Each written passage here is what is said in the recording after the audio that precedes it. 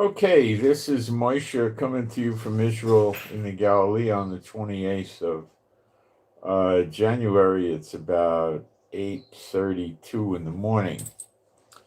What we're going to talk about today is what Trump's up to. Okay?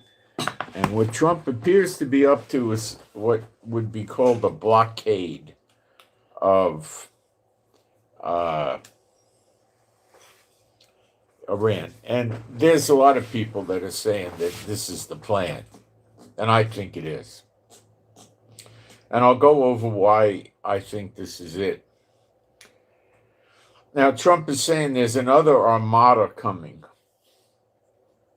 The only armada that I could think of that's coming is the Bush aircraft carrier strike force, which left Norfolk, Virginia on the 13th of January, and they're in the region here somewhere. We don't know where it showed up, but I imagine it's going to pop up in the Mediterranean, or else it might pop up near the Abraham Lincoln. If they're going to do a blockade, it'll likely pop up near the Abraham Lincoln. So it may take more time to get there. How it's actually traversing, I don't know. They might have run it down around the bottom of Africa. I don't know what they did. Okay, but that could explain it. If it's in the Mediterranean, it's not going to help with a blockade. It's just going to be a good idea for a war. But for a blockade,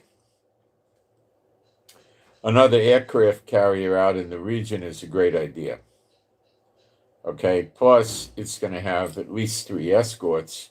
So you got another 3 destroyers, missile cruisers, really tough ships out there with it. And I'm sure it has 1 or 2 submarines also. So we're going to talk about why this looks like it's Trump's plan and what is going to be the repercussions of this with a detailed breakdown. And then we're going to try to apply it to prophecy, which is not going to be that hard. Bible prophecy. Not, Sam, the garbage man's prophecy, Bible prophecy. All right, so we're going to get into that, and I think you'll find it pretty interesting. Now, some people, when they read this or hear this, they're going to get scared. Other people are going to jump for joy. Okay? I'm going to be a jumper for joy. All right. Let me go into the live stream and make sure we got a live stream. Little things like, do we have picture? Do we have a sound? Do we have this? Do we have that? And I already see an issue here. I don't know. Oh, okay. Bye-bye. I already got this cleared. Okay, now let's see. Oh, this is behaving funny. Let me see. Actions are being taken in. Now I think it's still behaving funny. Not the live stream, it's this iPad. I might need to reboot it. It's weird. Well, I think if I just go manipulate it back and forth, I'll clear it. Let's see. No, I got to do a reboot on it or something. I don't know. It got hung up. It's not going to my channel. So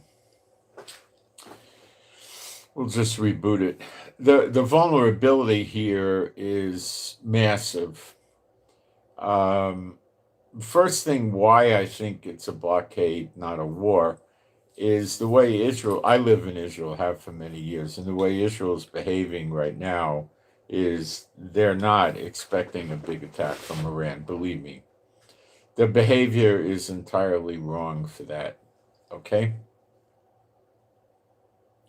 I know what it's like when we're going to get attacked, and this is not what it's like, okay? So, and rest assured, Netanyahu knows what's going on. Don't think Netanyahu doesn't know what's going on. He does. Yeah, now it's working. I don't know. It wasn't working before. It got stuck or something. Okay. I think it's working. Let's see. Well, we got sound and we got a picture. And thank you to the moderators. Okay. I think it's working. Let's see. Well, we got sound and we got a picture. And thank you to the moderators. Someone says, what's your take on the decline of the dollar and the run on gold and silver? I'm going to get into the gold and silver pretty deep today. I got the figures for the highs and what's going on, and I got a whole thing with notes I'm going to go into today.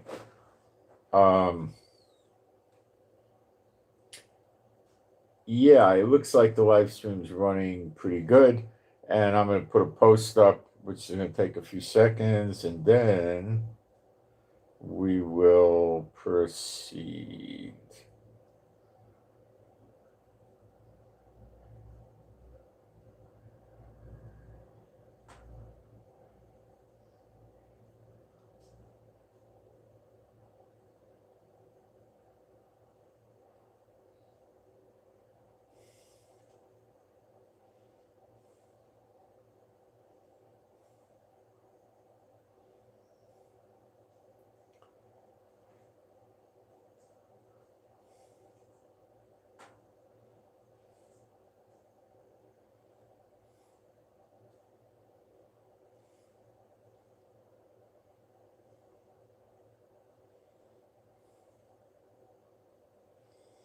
Now, let me pin this up.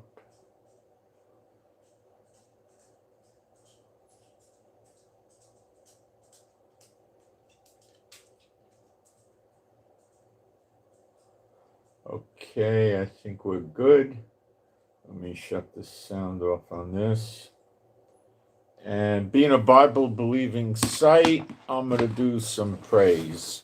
There is no God like Jehovah. There is no God like Jehovah. There is no God like Jehovah. There is no God like Jehovah. There is no God like Jehovah. There is no God like Jehovah. There is no God like Jehovah. There is no Messiah like Yeshua. There is no Messiah like Yeshua. There is no Messiah like Yeshua.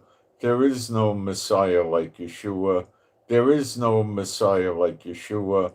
There is no Messiah like Yeshua. There is no Messiah like Yeshua. Okay. I can do the gold and silver real quick. Somebody asked for it, and it's not going to take a long time, and I don't want to get wrapped up into the war kind of stuff and get lost. So I wrote down the new highs. Well, I got a lot of notes today, but I'll find them. If I don't find them, I'll just get them again, but it's not a big deal. Where? I'm also going to give you a rundown of what Iran is set up for their defenses, their weapons, what missiles they say the missiles are capable of doing, and things like this. It'll be pretty interesting.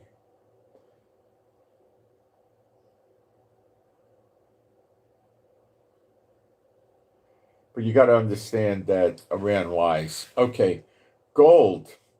Give a hand to gold. The high was in the last 24 hours, $52.57, $5,257. The high on silver was $117.69. Now, this is what occurred to me. Do I think the Lord showed it to me? Yes. Gold.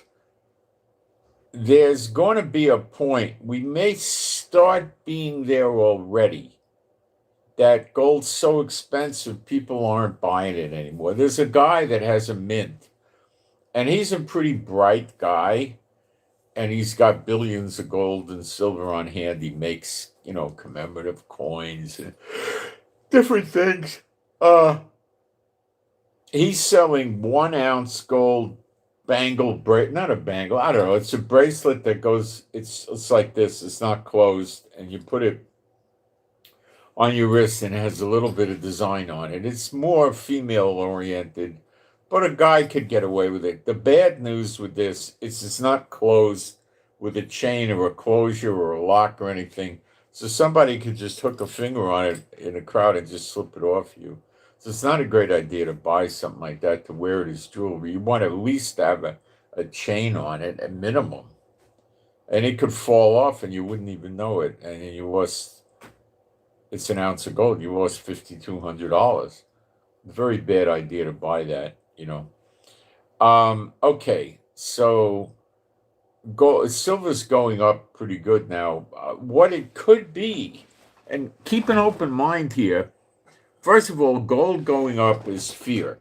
The people in the world know their governments are jackasses. They don't trust them, and they don't want anything to do with them anymore, but they're stuck with them, and this is what's going on, okay? So what they're doing is going into gold. There was a Bitcoin company that just bought tons of gold.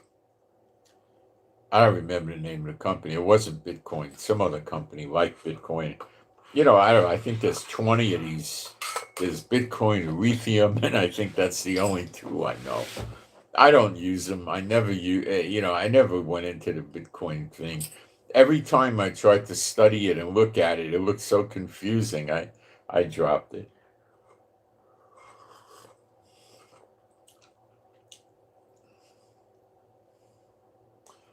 I tried to use it once, something like that. I don't remember what happened, but I never put any money in it or anything.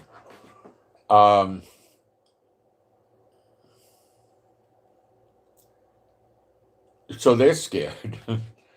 Look, if Yemen cuts the internet cables,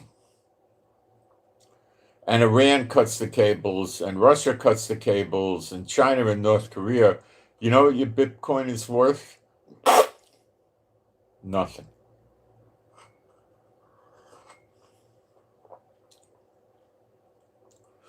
What's your gold worth? Probably a lot more than it was before they cut the cable. Would be good. But I think that you need to understand that gold could hit a level where it becomes too expensive. Let me give you an absurd, just to get it through. Let's say gold goes to $54,000 an ounce. Who the heck's going to buy it, right?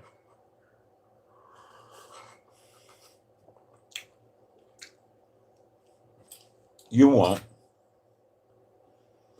One little round piece of gold is $54,000, right?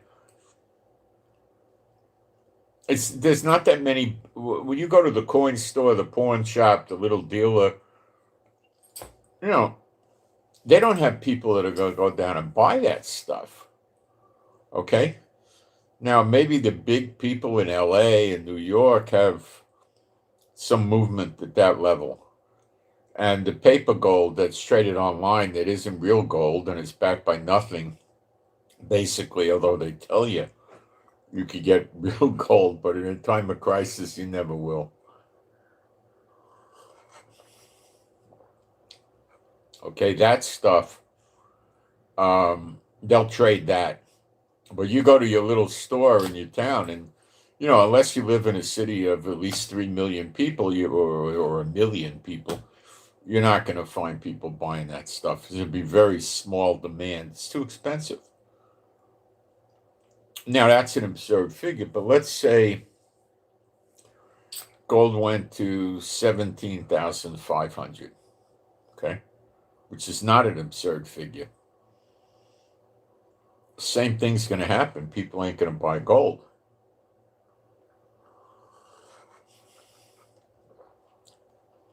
I think we're reaching a point where people are already backing off on gold. It'll go. It may actually hit 10,000. It may still trade at 10,000. It might. Okay. Oh, it'll keep trading high, but when you go to sell it, the guy in the pawn shop or the coin store, whoever, he'll tell you, give me your number. And if I have somebody that wants to buy it,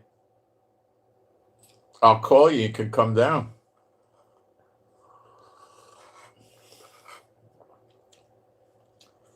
And what's he going to make at 10,000? Well, he's going to probably want to make $150, $250. He's going to knock you down from the market price, 150, 250, and he's going to mark the guy up buying it 150. So he'll make on the sale of the coin someplace between $300 and $500. But he ain't going to take the risk at those prices. If he's a guy that wants to buy it right then and there, before he buys it from you, he's going to get the money from the guy. He can't play that game. He can play the game at, maybe even at $5,000 is dangerous, But, all right. So, that could be the reason silver's going up, okay? Because people are looking at it as a better investment, and it is. Let me tell you something. If gold at this point would triple, if you bought it at $5,250 and it tripled, let's just round it off at $15,000, okay? That's huge, okay? And you're going to have, I don't think there's going to be a lot of people waiting to buy it. You know what I'm saying? So what could actually happen to the gold is you try to sell it and then there's no buyers and it's at 15.5. So you say, well, I'll sell it at 15. Maybe you get a buyer. But then you say, I'll sell it at 14.5 and you got a buyer.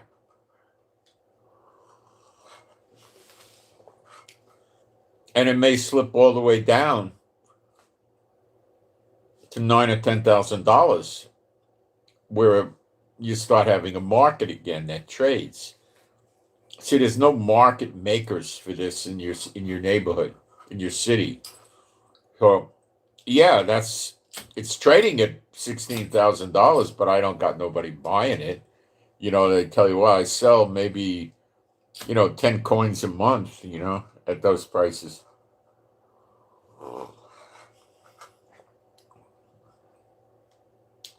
Will there be a trading market on the small coins, the fourth of an ounce? Yeah, I think so. They may still trade. So maybe even a good small bar that's stamped, but I don't like the bars. I like the coins. They're harder to counterfeit. All right, so you always got to watch your counterfeiting. At $5,250 a coin or an ounce,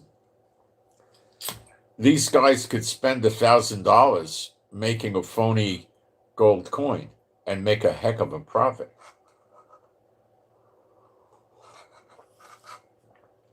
Normally, they'll never do that. Okay. But they might spend $200 or $300 on a replica easily. Okay. But you see, gold to triple is almost $16,000. Silver to triple is about $350. What do you think's easier? Gold to hit $16,000 or silver to hit 300? Silver to hit 300.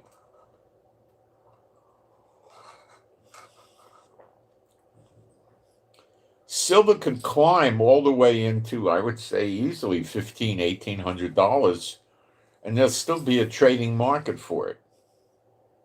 In other words, you go to your local coin guy and you say, I got, 30 ounces of silver. Are you buying? The guy's probably going to say, yeah, even if it's over $1,000. Because it's going to be gone in a day or two. Because people will be buying that like they used to buy gold when it was at that price level. See what I'm saying?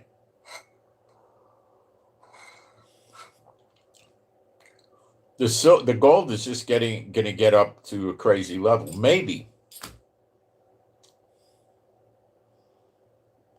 So you could really maybe multiply your silver investment by tenfold. But for you to multiply your gold investment by tenfold getting in the market now, you'd have to see a price of $52,000.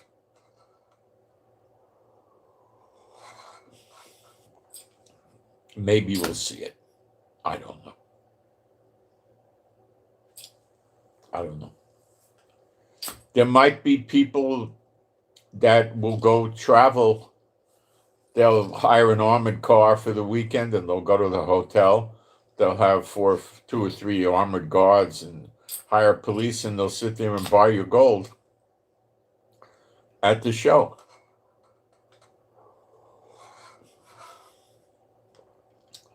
But people aren't going to trust them to wire the money, so I don't know how that's going to have to work. That'd be tough, you know. I don't know how that works.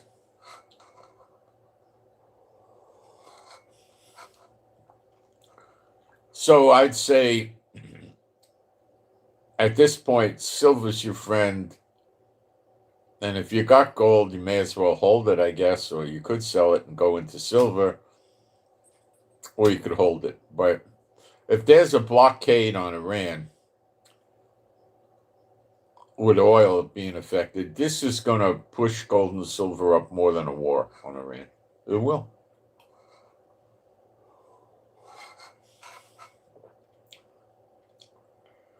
And Iran and Trump never told us what was in Fort Knox, did he? Him and Elon Musk auditing, they never told us. So they might be trying to wait and see if gold goes up to, $8 or $10 or $12,000. They could use the gold in Fort Knox to back a digital currency, in a United States of America digital currency. That's not going to be anonymous. Okay, you can forget that.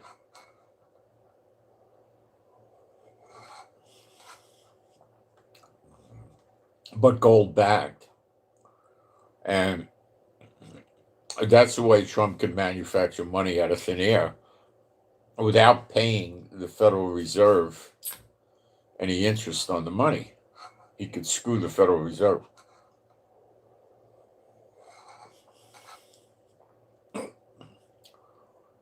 Then the Federal Reserve people will try to get Trump put in jail and impeach him, and then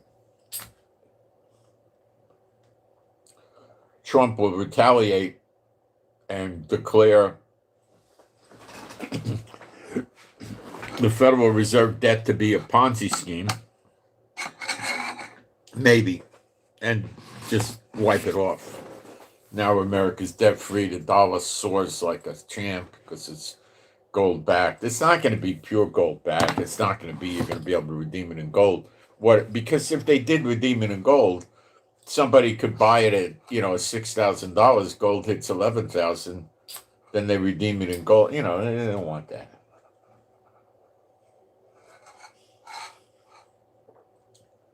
They want the gold sitting there. So it's backed by gold, but it won't be redeemed in gold. What good does it do you? It's paper gold.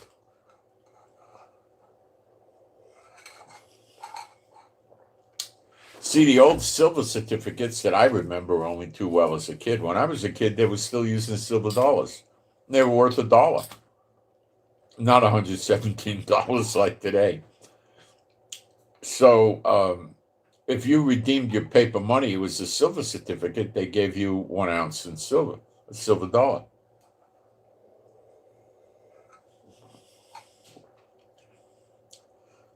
If you go back, I think, to the 20s and the 30s and 1900s and stuff like that, they had gold certificates where it was redeemable in gold.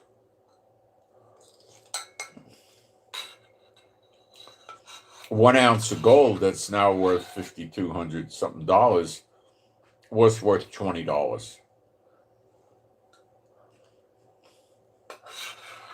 That was the value of the gold. So they had a $20 coin, which was called a double eagle. And then they had a $10 coin and a $5 coin. It was basically it. They had smaller ones from time to time. I believe that once in a while had a $2.50, I think.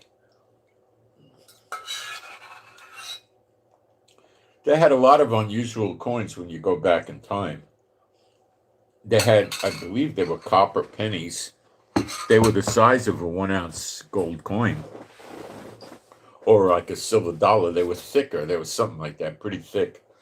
I used to have them when I was a kid. They were pretty reasonably cheap to find. Then they had a 2 cent piece. Then they had a 3 cent nickel. Yeah. They had a 3 cent nickel. Then they had a 5 cent nickel. Then it was standard. Then they had a 10 cent coin, a 25 cent coin, a 50 cent coin, and the $1 coin. And that was the silver. And then from there, you went into gold. And that was it. They stopped at $20. And Mexico made a coin that was, I don't know what that, $50 or 50 pesos or something like that. I don't know. It was big. It had 8 sides on it. There was American commemorative gold coins that had a higher value and they were larger, but it's not a regular circulation coin, you know.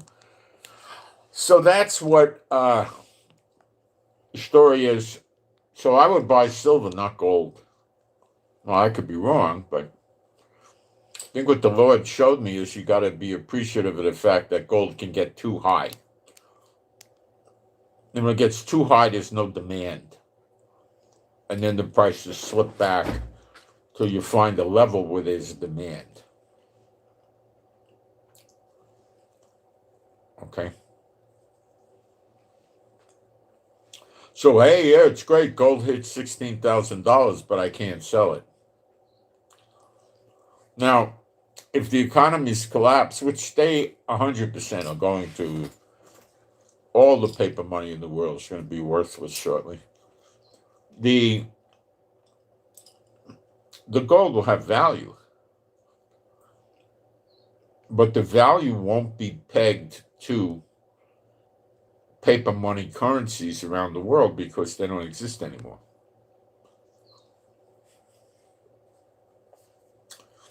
If you're in crisis like in America or Europe or anywhere,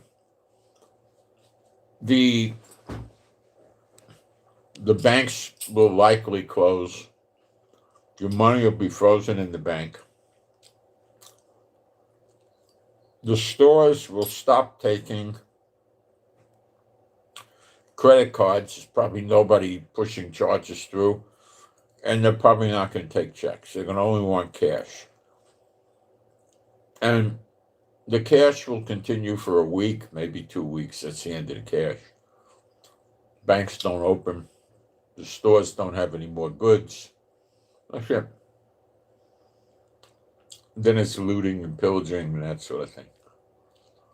Gold will hold its value. Silver will hold its value. Whatever that value is, you know, for barter.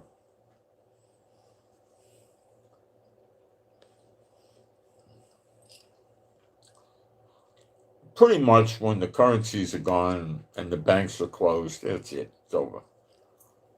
You're at the end of the line. That's what we're waiting for, enthusiastically.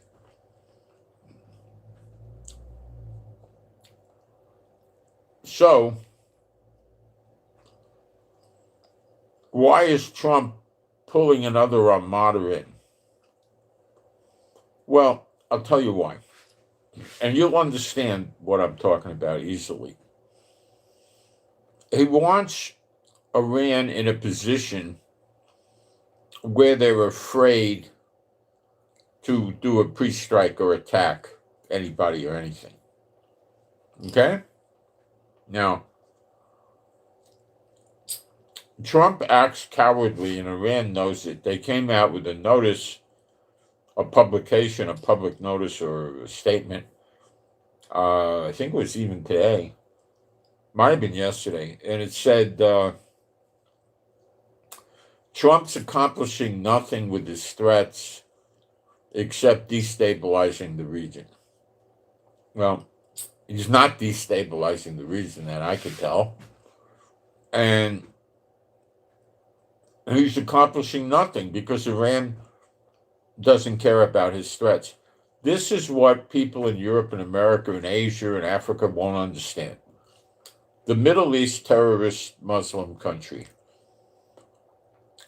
America coming in with 89 warships, 1,100 F-35s, 50 B-52s, 19 B-1s, 24 B-2s, 179 soldiers, 1,400 helicopters, 18 submarines, all this stuff, right, means nothing to them.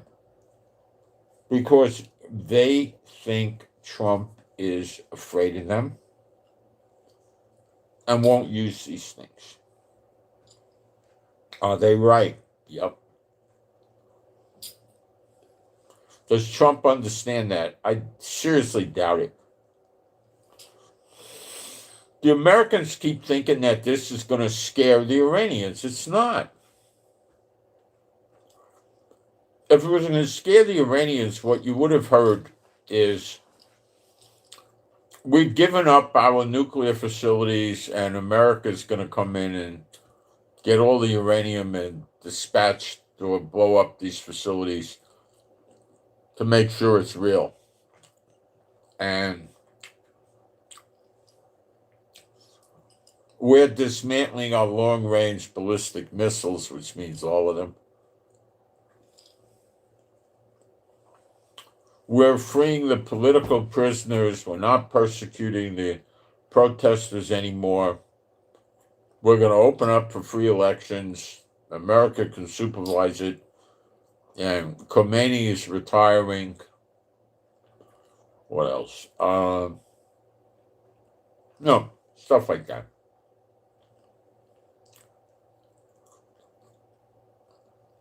They're not doing anything like that. Forget it. It's not even on the table. Not happening.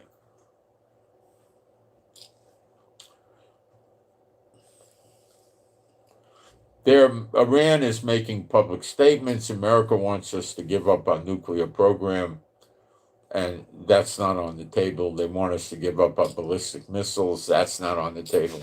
What would they discuss? I don't know. They'd probably be very happy to discuss the price of pistachio nuts with Trump, but that's about it.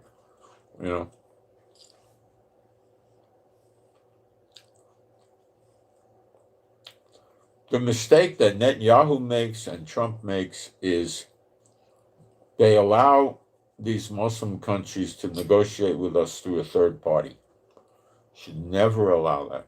They don't have to. They got the power. No, we don't have any reason to go through a third party.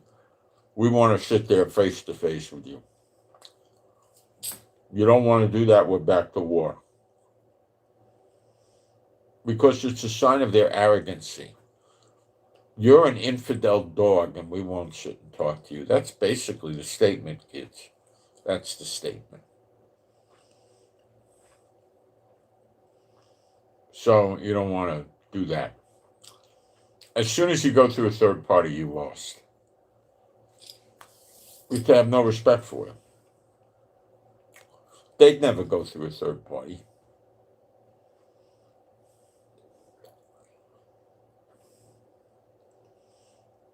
If Trump knew how to deal with them, he'd say, they want to go through a third party. No, you come with us directly. Oh, you won't? Okay. What happens then? 8 F-35s take off and blow their radar up. Then they get a phone call. Would you like to negotiate with us now? Or you want to see what happens next? Oh, we're going to do this and we're going to do that. And then Trump should say, no, you're not. You're afraid to do anything. You want to sit down with us or you want me to keep bombing you until you do? Sooner or later you will. You may as well do it now. But what do you want? You see, that's not Trump. Trump doesn't have the guts for that. Not even close.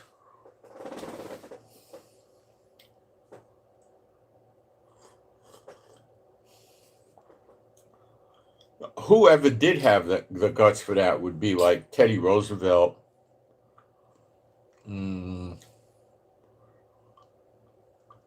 General Patton. They didn't have many people that had the guts for that.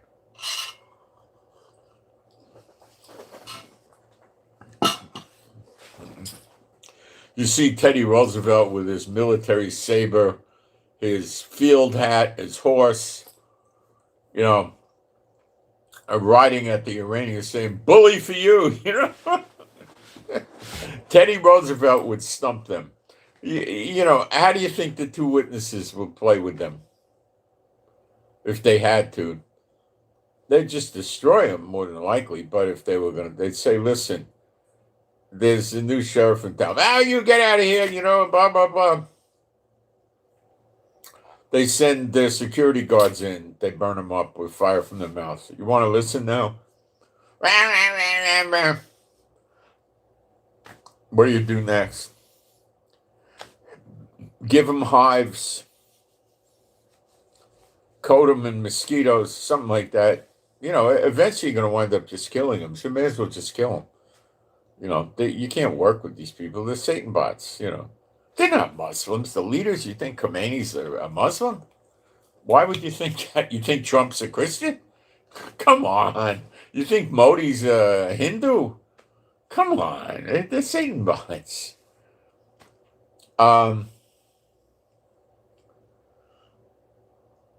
So let's get back to reality. Iran's not afraid of Trump at this point, but he's afraid of attacking Trump.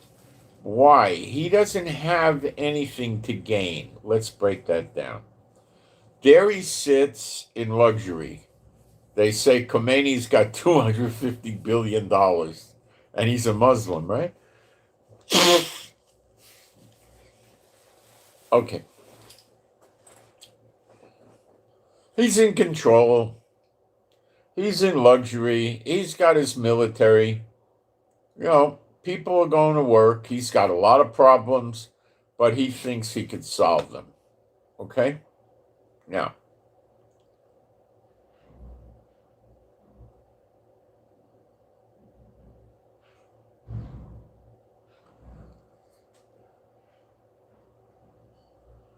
I'm thinking. Trump's not attacking him. Eventually, Trump's going to want to talk to him.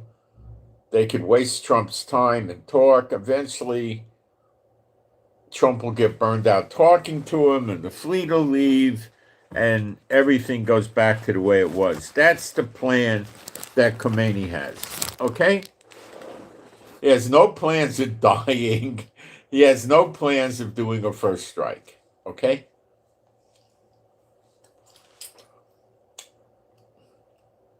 The first strike would be on American military bases. If America was in range of his missiles, it would be a different ballgame, but they're not. So, that's that. Okay? What happens? Well, nothing. What about Trump doing a first attack? No, Trump doesn't have the guts for that. That's the reality. Why?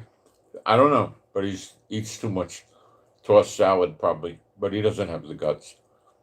So, what do we do? Trump's sitting there thinking, I don't want to have a war, but I got to get rid of Iran. I got to make a change. So we get a new puppet in there, and the puppet lets Chevron run the oil, and Chevron ain't never going to trade oil off the U.S. dollar through BRICS. So that's my deal. I got to break BRICS. Zelensky in Ukraine is doing a great job of blowing up the Russian oil refineries. And now I got to get rid of Iran. Now, Iran breaks the sanctions like crazy. They use all different means, different ships with different flagging, all that stuff. How do you universally stop Iran from trading and breaking the sanctions? The only way is to close the Persian Gulf. and you have aircraft and drones, and you could see what ships are going into Iran, and you could see what ships are floating around in the Persian Gulf, and they're transferring oil at sea to them. Those ships you confiscate.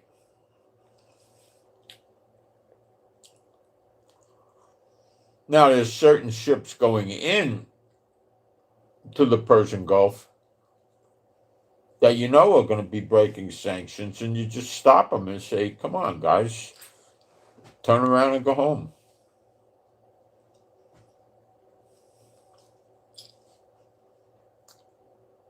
Who would that be? Well, the big ones is India and China. Remember, China's not getting any oil out of Venezuela anymore, neither is India. Trump took care of that, okay? China gets a little over, a million, I think, 1,000,000 barrels a day out of Russia.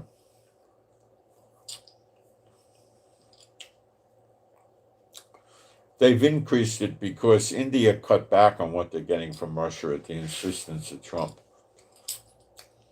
Now, there was a big world event that just happened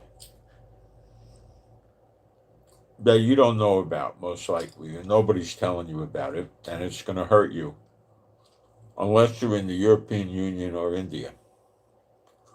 And what happened is India and the European Union made a tax-free treaty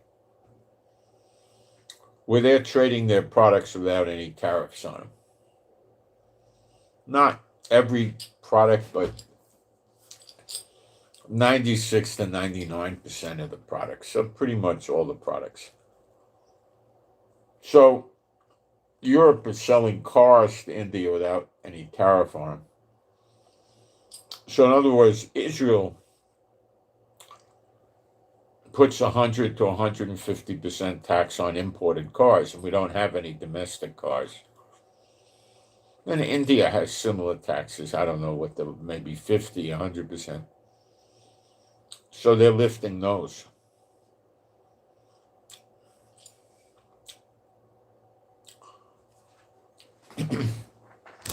So the people in India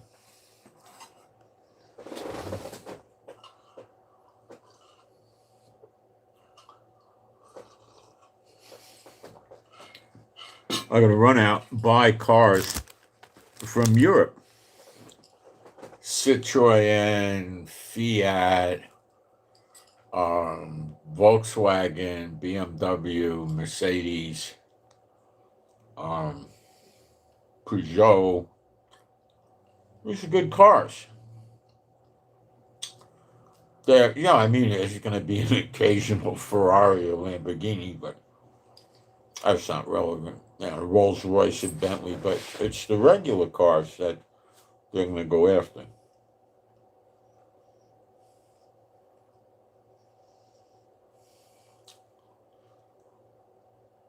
When you add the European Union with India, you got about 25% of the world market.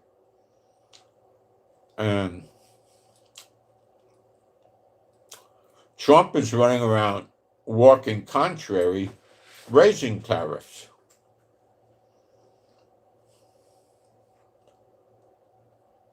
They're basically telling Trump to take a long walk on a short pier. They've signed it. They're going to be trading with each other without tariffs. And what's going to happen to American goods?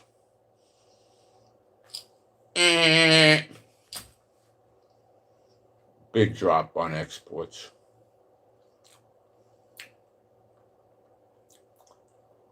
Another fine example of Trump ruining the American economy.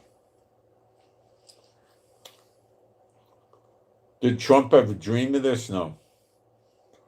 See, Netanyahu went to Trump and he said, let's do a tax-free trade deal. It would have been great because Netanyahu would have had to drop the 150% tax on the cars. So we'd be able to go buy, a little Chevy or something like that in America is $10,000 for $12,000 of shipping here in Israel.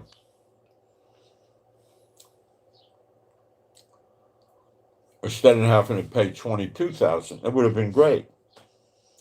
But I was shocked Netanyahu was asking for it, but Trump wouldn't do it. You got to remember, we're Jews. Okay? Trump doesn't like that.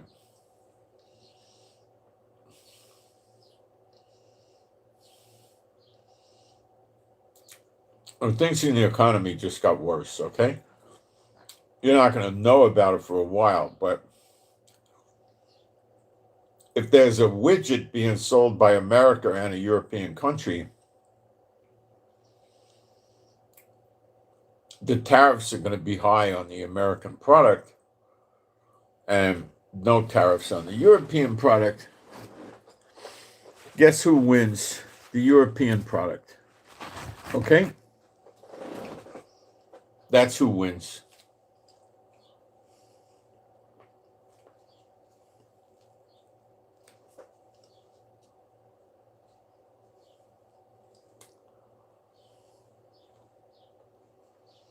So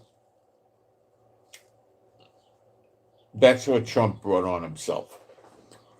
He got Europe mad at him. He got India mad at him. And look what they did. They did to him the other day with this treaty what BRICS has been trying to do for a long time. Not directly the same way, but they hurt America.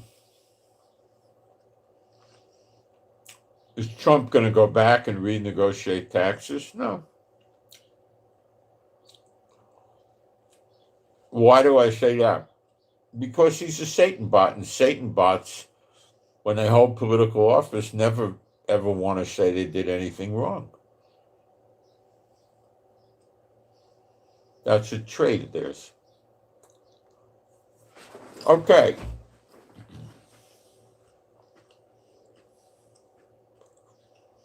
Did Satan ever apologize to the Lord for what he did? No. Satan just wants to keep dishing the heat out. Doesn't apologize. Okay.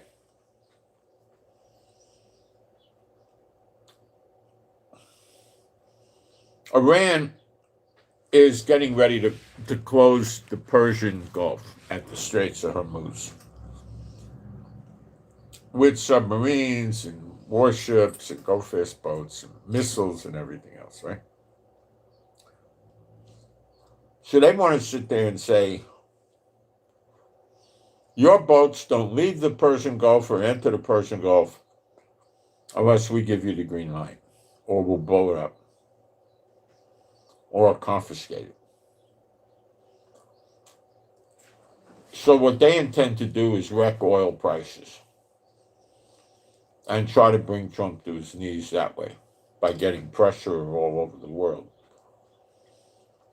So Trump, instead of waiting for that to happen, and there was just a letter from a big Navy admiral in Iran that said that public release, that Iran may close the Persian Gulf. He didn't want to say that we will. He said may. Well, they will. And that makes Trump look horribly weak and stupid with this armada there. Right in front of his face, they shut the Persian Gulf. Well, they know Trump's unlikely to attack. See, Trump's very unlikely to attack based on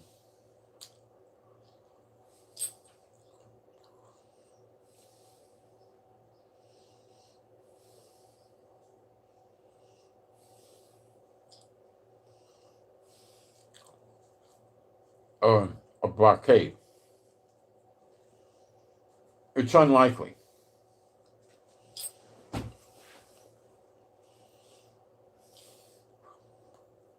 They're both going to be afraid to attack.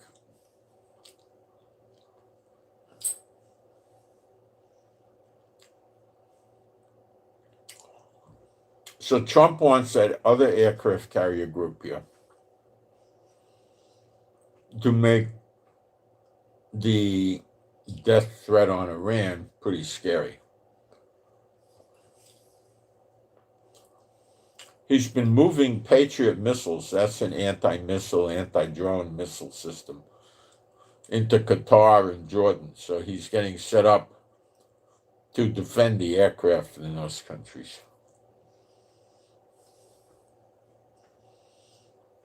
Patriot works. I don't think it's as good as the Iron Dome, but it works. It's not perfect. It's not that good. Oh, he's also putting THAAD systems in. That works good too. So between the THAAD and the Patriot, it'll work somewhat, you know.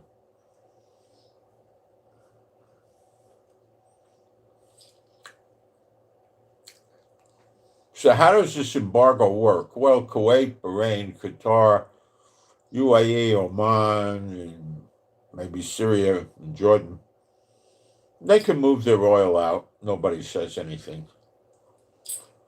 Iran can't do anything. And America will, yeah, come on, guys, move your oil, no problem.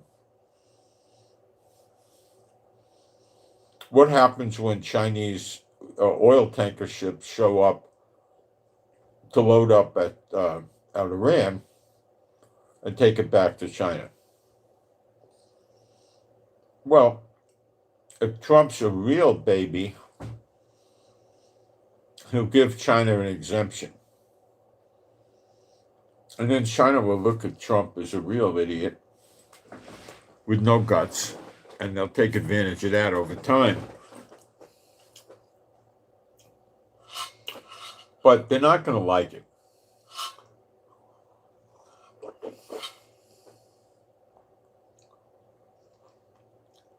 Because this means Trump is controlling the oil in the Middle East, except for Iran. So the amount of money for the price of oil could be manipulated, but to make this work, he really has to tell China they got to go elsewhere.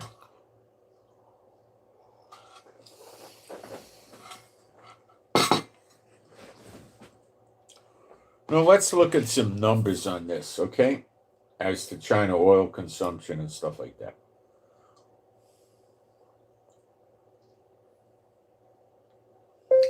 How many barrels of crude oil a day does China need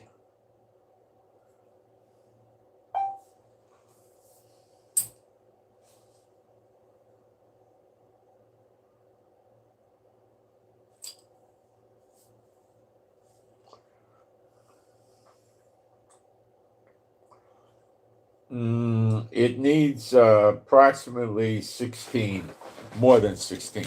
But let's say 16 million barrels a day. Okay?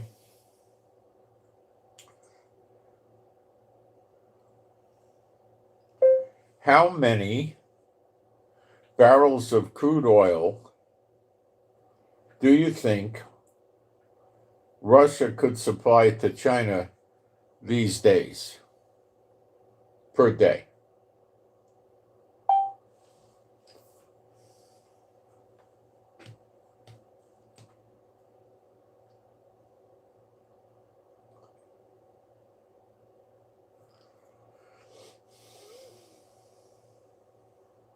It's running. I'll get it in a minute or two. Well, a few seconds, I'll have it.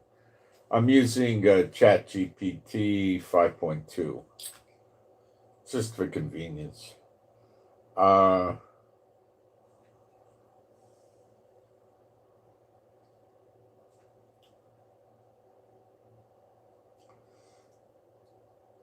It says that Russia can do about 2 million barrels a day, a little more, maybe 2.5 million with China. That's about it.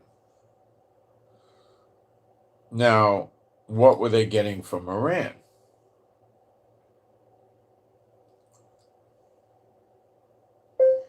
How many barrels of crude oil a day have the Iranians been getting from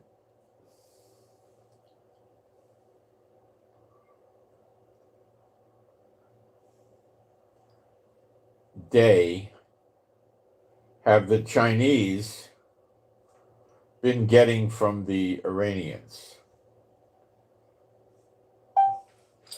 No, I had it backwards, so I had to fix it. Okay.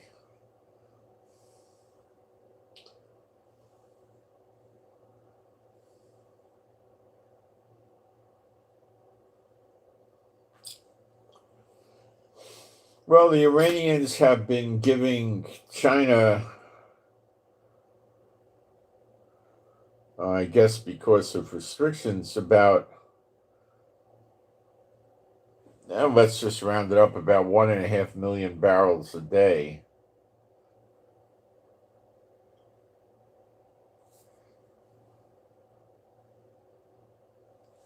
Okay, let's see where else China was getting their oil from. So where has China been getting its oil from?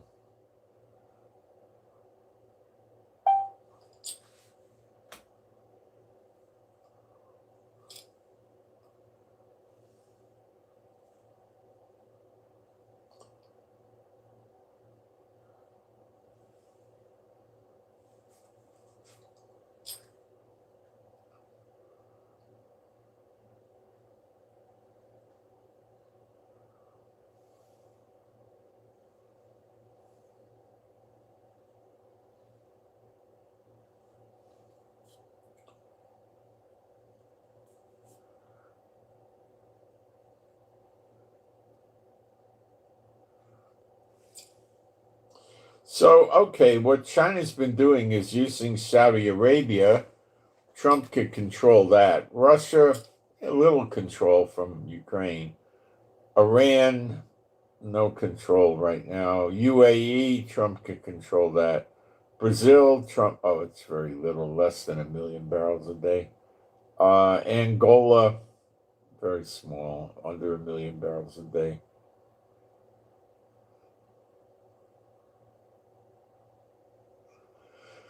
China is now producing over 6 million barrels a day on its own. So,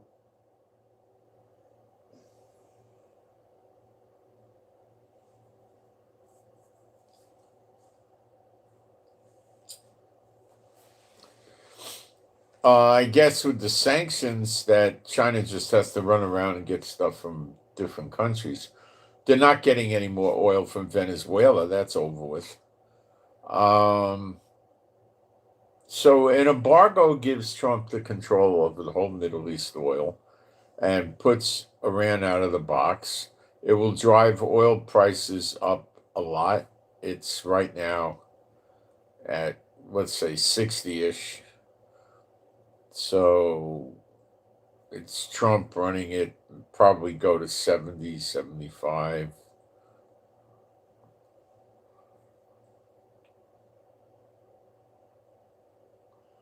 Let's see what the price of crude is right now. What is the exact price for a barrel of crude oil now, precisely now, not last week? It makes mistakes if I don't nail it down.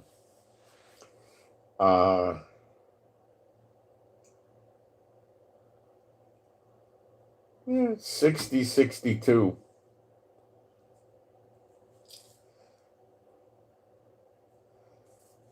But, let me explain something to you. So let's get a look at the numbers here for a minute. So let's say China is paying, I don't know, $55 because they're getting a sweetheart deal from Iran. Let's say $50. They're a super sweetheart deal, okay, because of the sanctions. So you got $50 times 1.5 million barrels.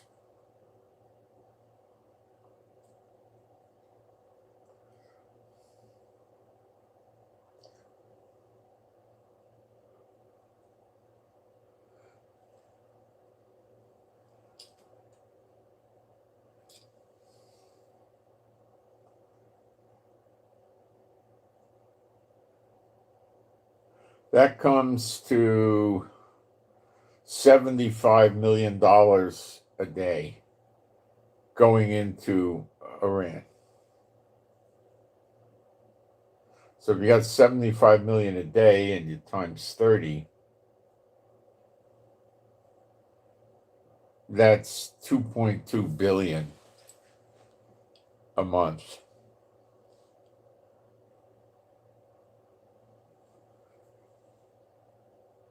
Nice piece of change.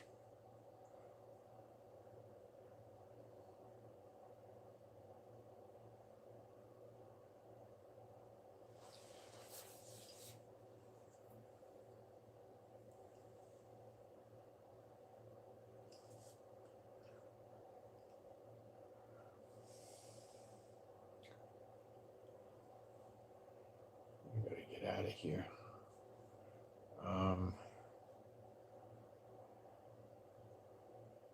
Now let me get this. One thing I'll tell you is Telegram is a nice place and it's a useful tool, but I tell you, it's programmed by idiots. It's so bad. The program, it's so terrible. Okay.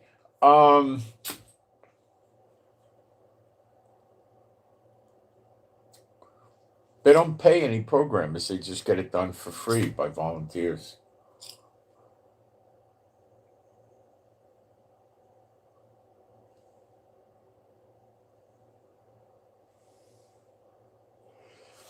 So Trump realizes he can't do a limited strike on Iran. He can't just go blow stuff up, okay?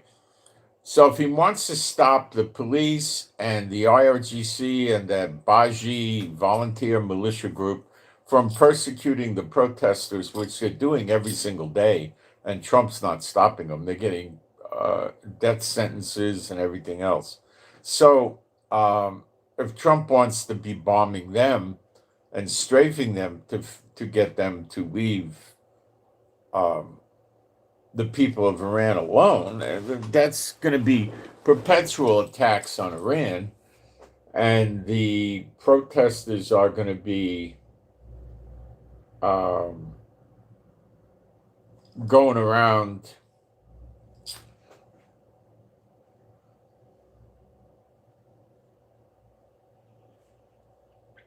wrecking the place, trying to take the government down, and Iran's going to come out swinging, fighting, just to get Trump to stop.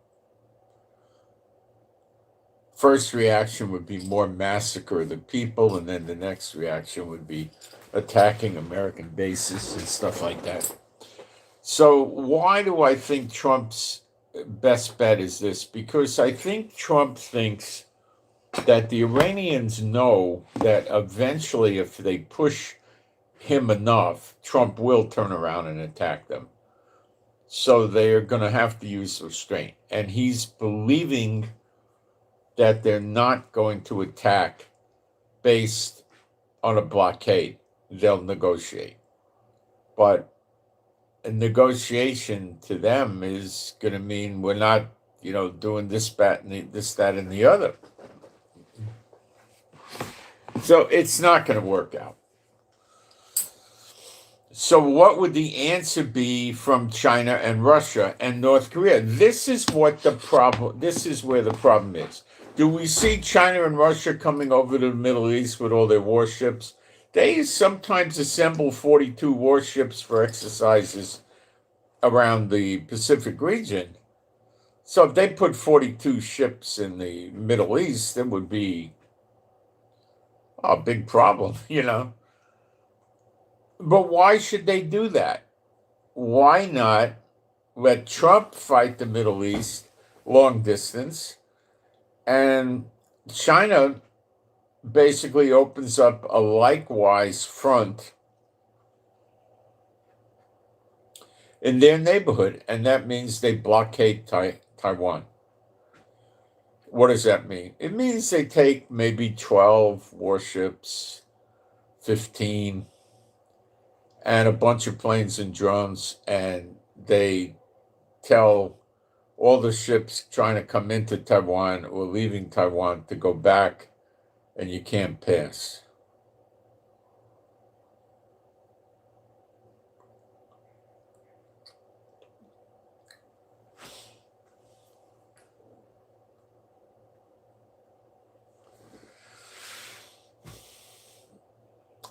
The odds are that Iran's going to sit there and ponder what the heck to do. Are they going to try to close the straits while Trump is closing it themselves? I don't know how that works. It may get to that level. So Trump's going to let the good guys, as he sees it, Kuwait, Bahrain, Qatar, so forth, travel in and out with their ships, but then Iran will shut them down. Then what does Trump do? See, that's the next play. Iran puts it back on Trump, saying, you got no guts, Trump. The little old lady who lived in the shoe and didn't know what to do, Trump.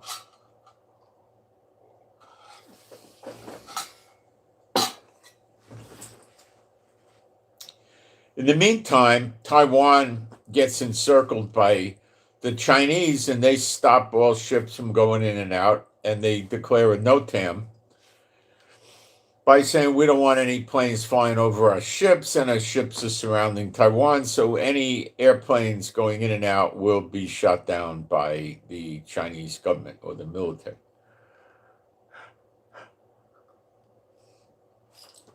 The next step, which would probably be simultaneous, is North Korea would start lining more missiles and mortars and artillery and every other crazy thing on the border with South Korea, getting ready to attack South Korea. Japan would be pulling their hair out. They'd be sitting there saying, "Oh, banzai, banzai!" They're going to want to attack. They're not going to know what to do because they know they're next. Taiwan's getting it, and South Korea's getting it. Japan knows they're right there on the list. They go, oh, banzai! They're going to want to attack. Really, I know these people. I like them, actually, but they're going to do that, okay? They're very funny people. Like when they train gymnasts, their training is probably much longer and very hard and intense compared to other countries. And they train pilots that way, and they're very good and smart people. I remember in the 50s, as they were recovering from World War II, let me think of the year. We're probably looking in the late 50s. My father used to take us shopping, I don't know, every other weekend. We'd go get in the car, drive out from the Bronx. It was just a way to get out in the countryside. And we would stop at shopping centers, which were very immature. They were nothing like what you have today. And they had a chain of stores out then called Corvettes, with a K, I think. And I don't know what the name could have meant, the World War II boat, or it could have meant, I don't know what. So we went up there, and there's just one big spread, and they had, children's clothes, women's clothes, men's clothes. They had toys, sporting goods, various things, books, and then they had a records section. And my dad used to go there and buy discount records. He used to like orchestras. So, so he would buy the records, a big 78 RPM. They were usually 69 cents, 99 cents. These were discounted records that weren't selling very good, like a Russian orchestra, the Berlin orchestra, good orchestras, doing, Brahms or Strauss or something like that. And he had at the time a stereo thing where he had a turntable using diamond needles, cheap, not a very expensive turntable, and he had a AM/FM radio receiver, and he had speakers that were not real sophisticated speakers. They were big, and they were spaced about 4 or 5 feet apart. And he liked to listen to this stuff on the weekend because at this point in the progress of records and stuff, you had separation of the sound, so it would, you know, you knew that you were listening to a stereo thing. And then we used to look at other stuff they had up there, Corvettes, and they had little transistor radios that were coming out of Japan. I remember he bought one for me. He was encouraging me. This is when the transistors were just getting started. And they didn't have much going on with printed circuits. They had a little bit then, but a lot of it was, little diodes and different things, capacitors, and they were soldered on. It wasn't a printed circuit. And I remember he bought me a radio. It was called a Tarleton. It was about the size of a pack of cigarettes. I used to put it in my shirt pocket. It had a little speaker in it. It had a gold-colored metal case with a million little holes in it for the sound to get out. And you had a volume dial you spun, and you had another dial you spun, and it would tune AM stations.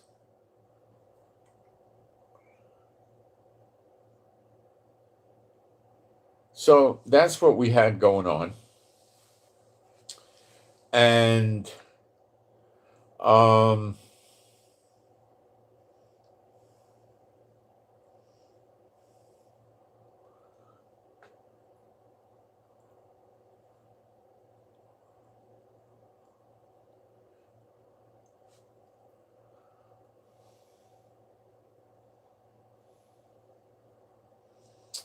it was $6 and change.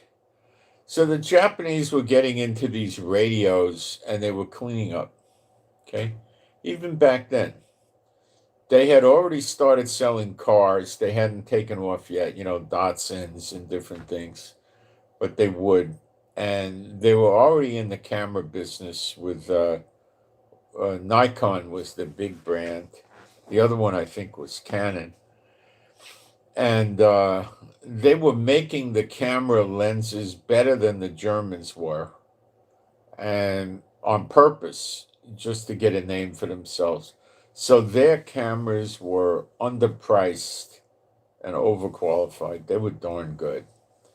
And as time rolled on, they started making more stereo systems,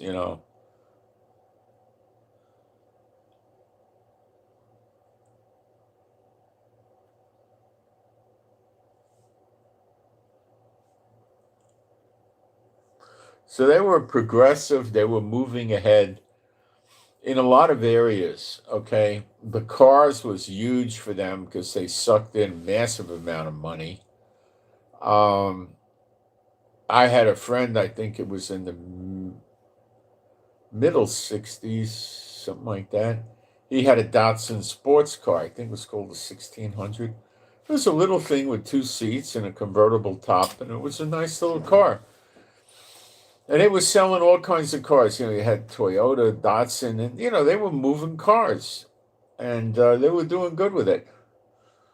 They didn't make any clothing that I knew of. They eventually got into computers, and they got into televisions, and they got into stereos. For a long time, like by the time you got into the 60s, they were making the best stereos. Sony was one. They had a lot. Now, the gourmet stereos were like Macintosh and stuff like that. They lasted on for quite a while. But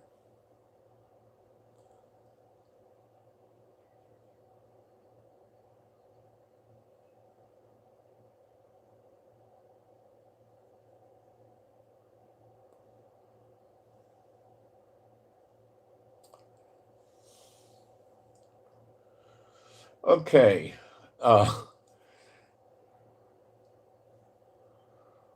The Japanese did good. All right, so the Japanese are going to attack China, I think. They're not going to wait, okay?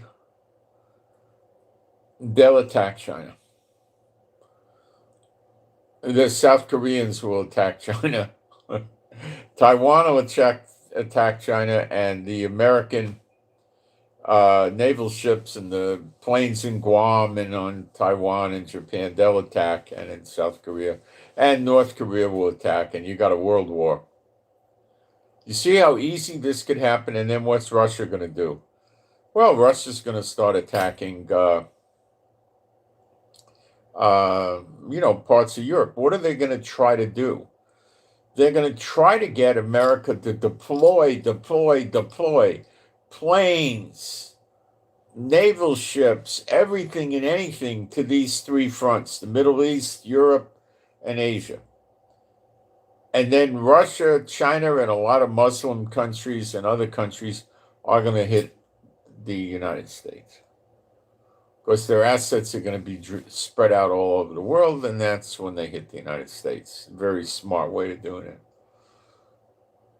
And is Trump falling into this trap? Yeah.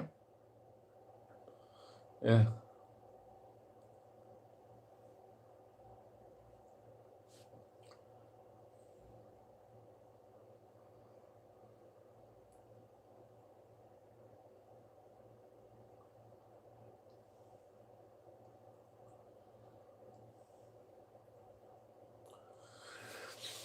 So how long is this going to take to develop? Days?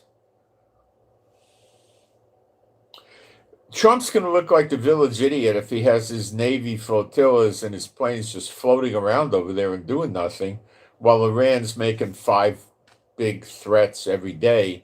If they do this, we'll blow them up. We'll kill them. Every day, 5 officials or so are going to make big press statements that we'll kill America if they do anything.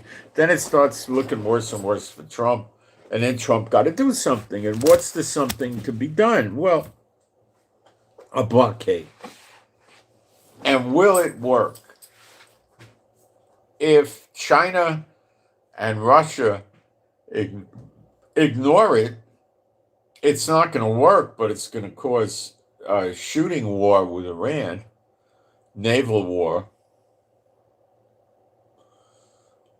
But you see, what Trump has to do is push the IRGC and the police around with aircraft and blowing them up and strafing them and killing them.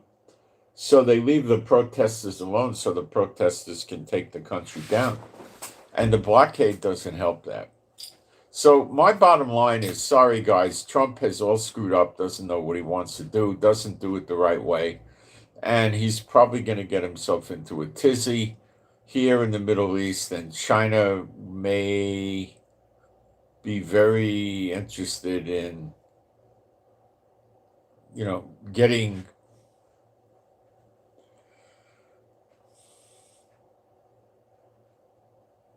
Taiwan and getting support for themselves and intimidating Trump and trying to bring Trump to the table. Do you think Trump, by any stretch of the imagination, has the guts to fight China, let alone Iran at the same time, and North Korea, of course, goes in? Trump doesn't have 5% of those guts. Trump's afraid. Trump's trying to intimidate and scare Iran, and Iran knows it. This could be the end of the daughter of Babylon. This could be it. Because the more and more convinced that China is that Trump's a baby and won't fight. When they get convinced enough, then the fight comes. Russia seems to be convinced. Iran is convinced.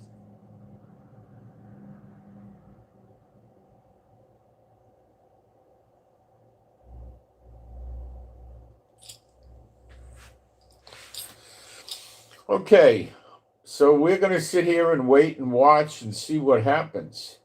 It doesn't look very encouraging. I think we're going to see a real, this could be the smack on the daughter of Babylon. And that will cause a lot of issues to come about. That would probably,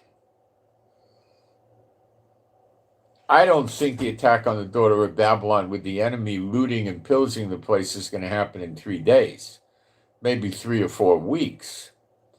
And when they start doing the attack, they're probably going to, other countries are going to put the siege on us, the surrounding countries. And then Elijah burns them up. So we could be right on the cusp of this, or not. I don't know. But this could be it. We could be right here now. I'm telling you, we're not going to know when Zechariah 12 comes and when the daughter of Babylon gets hit until it gets hit. 2020 hindsight is 2020 vision. When you're looking in the front, trying to put timing on prophecy, we're not going to know the day and the hour. It ain't never going to happen. So we're speculating because we can't predict for sure. We just don't have the information. We don't know them, and we're not going to. The head of the Iraqi intelligence service, the number of ISIS fighters in Syria has grown from about 2,000 to nearly 10,000. That's because they're getting released from jail, I believe, by the Kurds. Among the armed men who joined ISIS in Syria over the past year are men who were previously connected to the interim Syrian president, the suit-wearing new paint job murderer Giuliani, who was previously linked to Al-Qaeda. He had a falling out with Syria, with ISIS. They may want to get rid of him. These ISIS guys may want to dump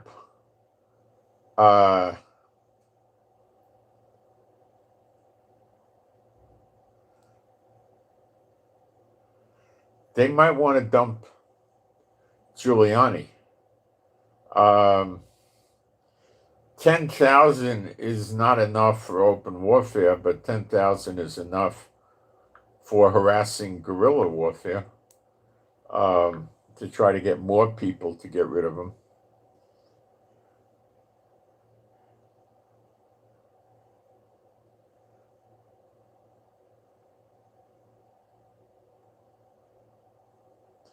I'm just checking what this message was.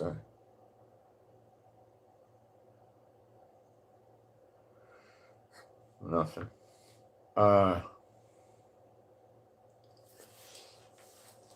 That's a significant problem for Giuliani. He may fall down. Not that Israel gives a hoot. ISIS is a problem, but ISIS is also not a problem because they don't have tanks and planes or anything like that. So we could knock ISIS off like child's play. ISIS is as tough as you let them get. If they could bully you around and outnumber you, well, they'll take you and drown you and throw you off roofs and do anything. But they start trying to do that on the Israeli army, and they just wind up having perforations in their abdomen from bullets. It doesn't work. We're not afraid of them. We'll wipe them out.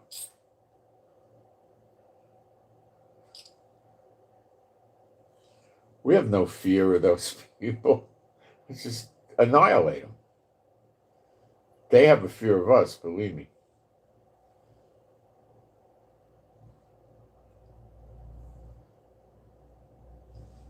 The Israeli army doesn't fear a bunch of idiot bullies,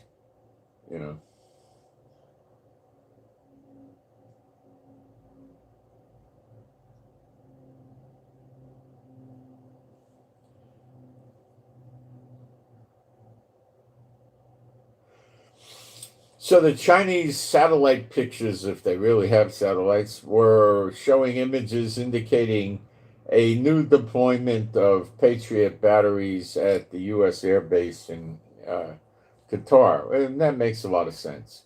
So there probably were always, well, let's say a week ago or something, there were probably always a certain amount of uh, Patriot systems around there.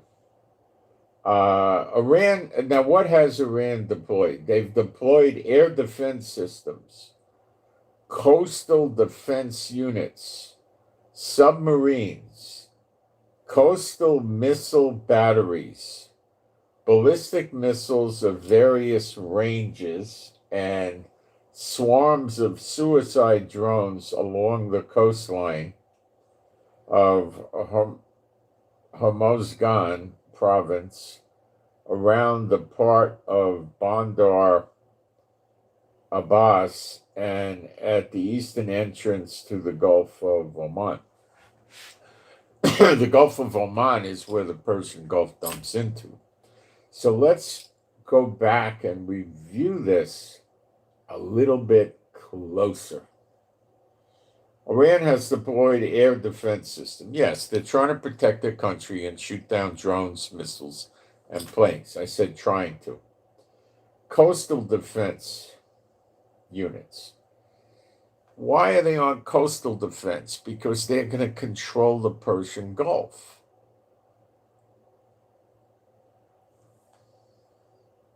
Submarines. They're in the Persian Gulf area, control the Persian Gulf. Coastal missile batteries. Well, they got missile batteries on the coastline of the Persian Gulf. They're going to control the Persian Gulf. Ballistic missiles of various ranges. Well, that's to attack the American bases in the other oil-producing countries.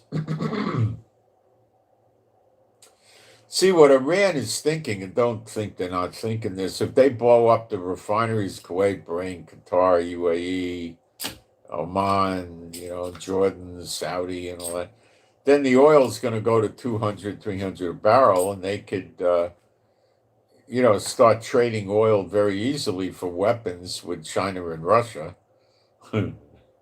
And they can make a lot of money, and they want that.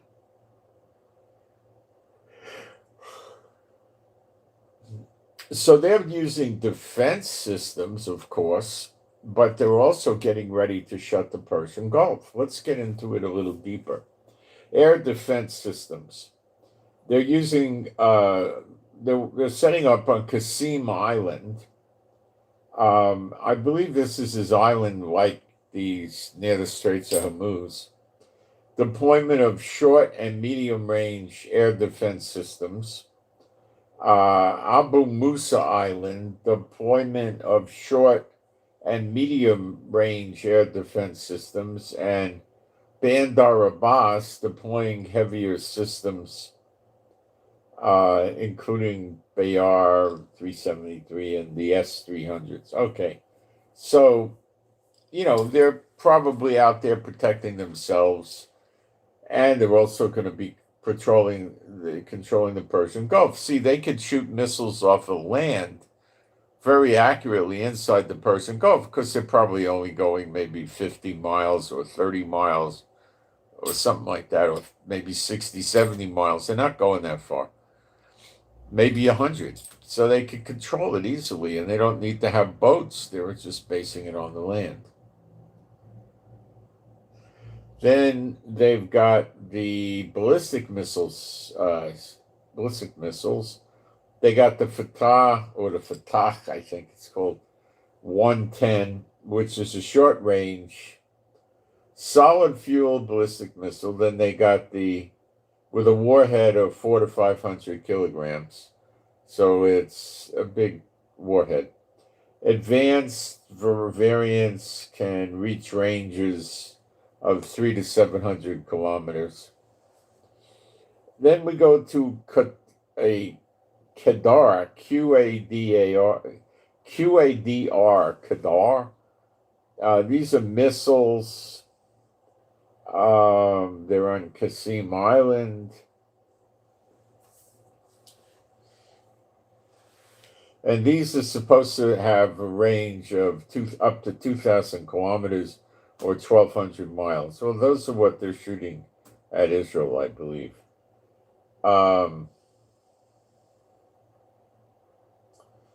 They have another one that has a two-stage rocket that could maybe reach Israel.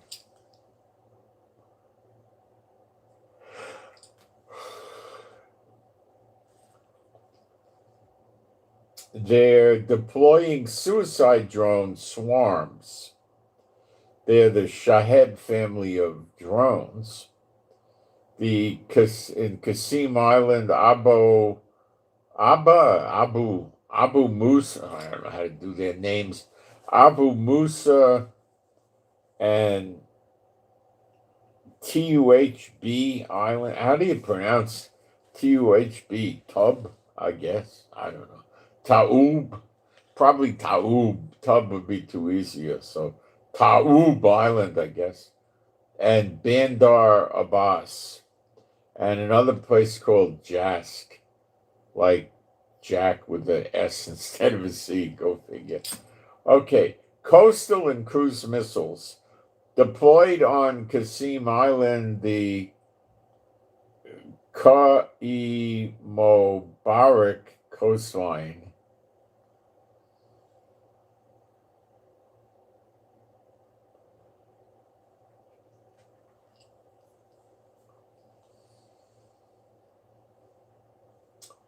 Abu Musa Island and Tuub Islands and Bandar Abbas, and they got Qatars, and they got armor-piercing warheads designed to detonate inside the hull of a boat. So they got anti-ship missiles with a range of 200 kilometers, which is 120 miles. That's all you need to cover the Persian Gulf. And it has warheads that are not heavy, 150 to 130 to 150 kilograms. It's not light, but with an armor piercing.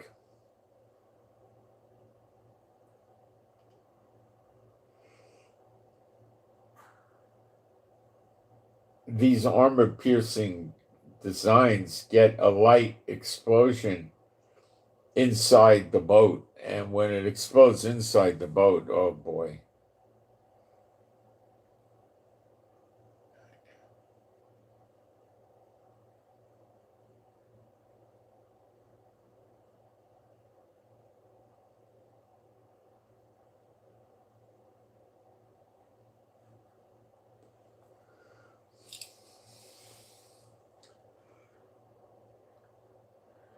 And some of these things have warheads going up to 410 kilograms. That's a massive warhead. Then it could also go about 600 miles with that size warhead. Now, if that's armor piercing, it'll take out any naval vessel. 410 kilogram is tremendously heavy. You know, a kilogram's 2.2 pounds, so it's like 900-pound warhead. I mean, you're talking about, blowing up a schoolyard size thing. You smash it. You hit an aircraft carrier with that, you'll just blow it up. There'll be holes in the aircraft carrier big enough to drive an Amtrak train through. The most powerful cruise missile Iran's Navy arsenal, capable of disabling or sinking even very large warships, including destroyers. They got another missile named the Noor, N-O-O-R.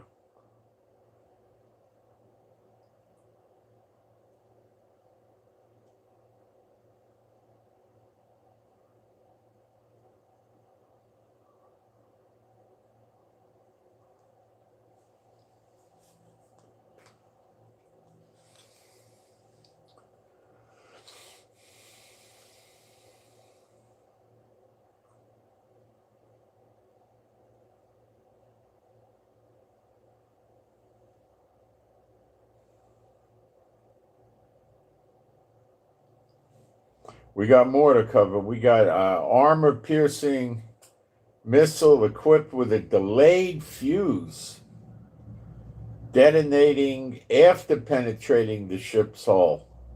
These things are very dangerous.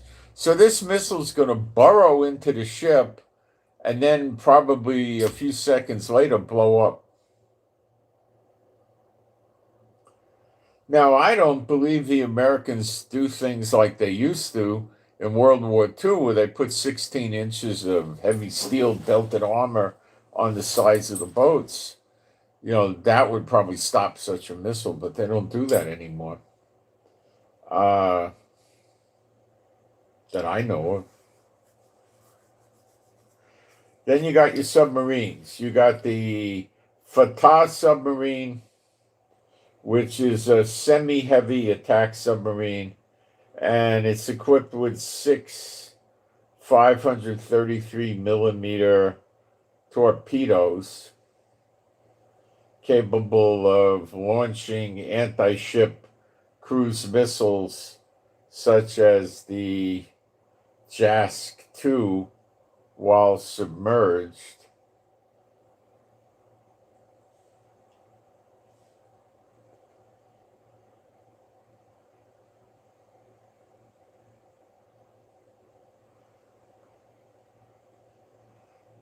In addition to heavy torpedoes and naval mines, so they could lay naval mines out of the submarine. That's dangerous.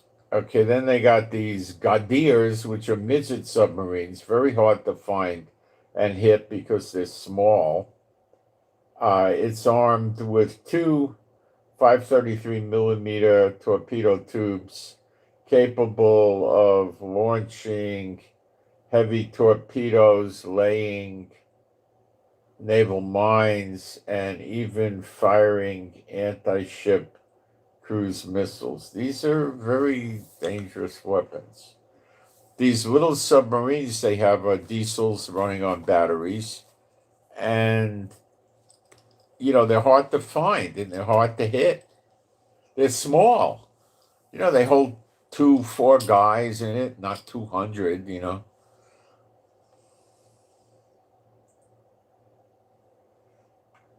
I think they're probably like 40 feet or something like that.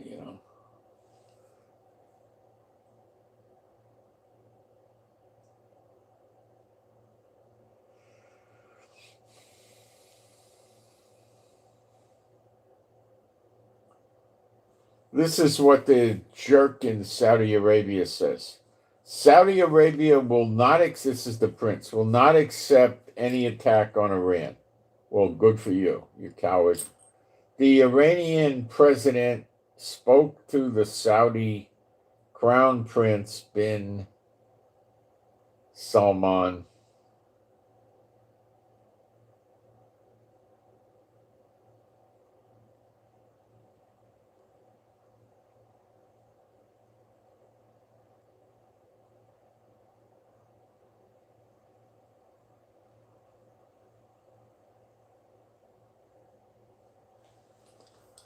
Okay.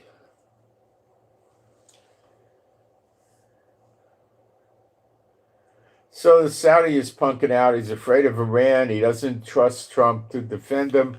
Doesn't think Trump has the capacity to defend them with anti-missile systems. And he doesn't think Trump will do anything. So he's basically looking at the way Trump is dealing with the Iranian protesters. In other words, letting them die after promises were made. And Saudi Arabia doesn't want to be in that boat.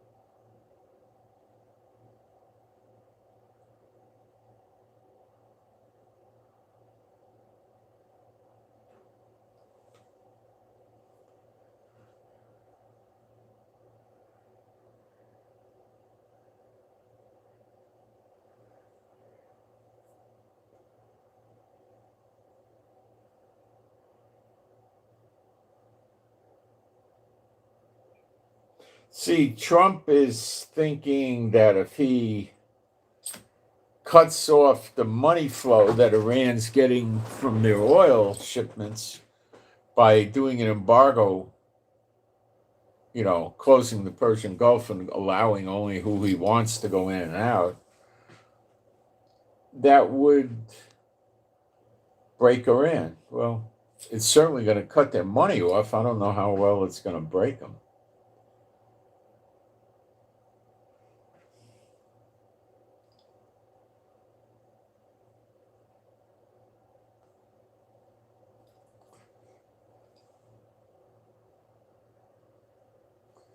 So the situation here is a lot more critical than anybody's really telling you on the media.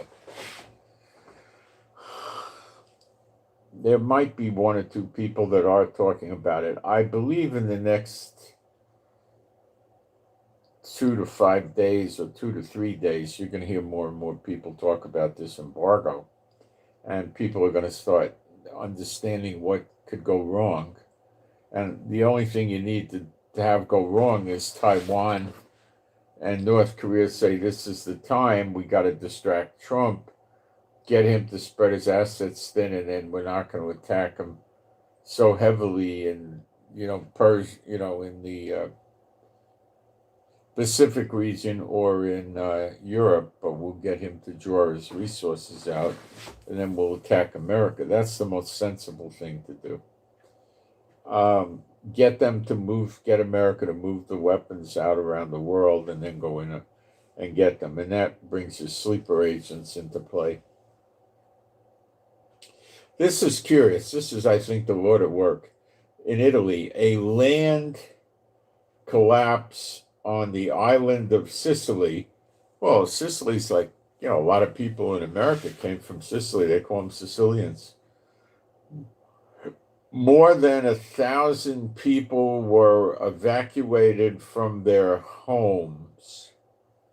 The damages are estimated at hundreds of millions of euros. Wow. Didn't hear much broadcasting about that, did you? No. That's the Lord at work, I would say.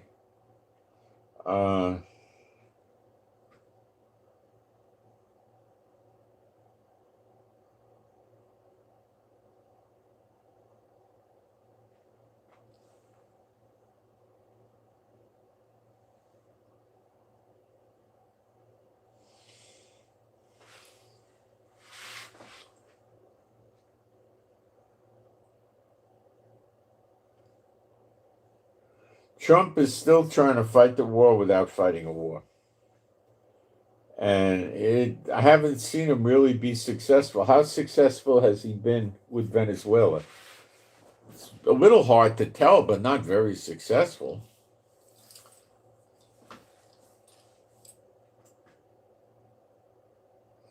So Trump's saying he's got a really beautiful armada headed towards Iran. I'm pretty sure it's the George Bush aircraft carrier strike force.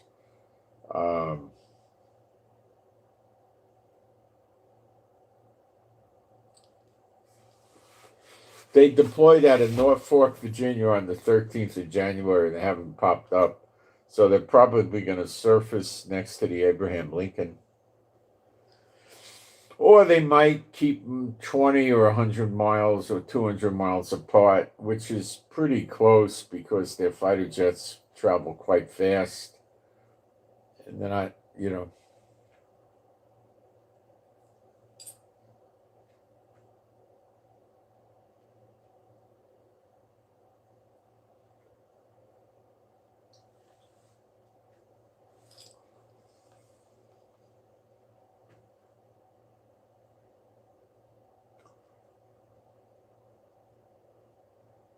Trump came up with some crackpot idea. He writes an executive order that's promising to slash bureaucratic red tape and speed up reconstructing the Pacific Palisades and Ethan Canyon areas 1 year after devastating wildfires destroyed nearly 40,000 acres of homes and businesses. The White House said, well, that's the continuing whirlwind of the Lord. And there's one or two big reasons why I would say he's doing that. Is one reason is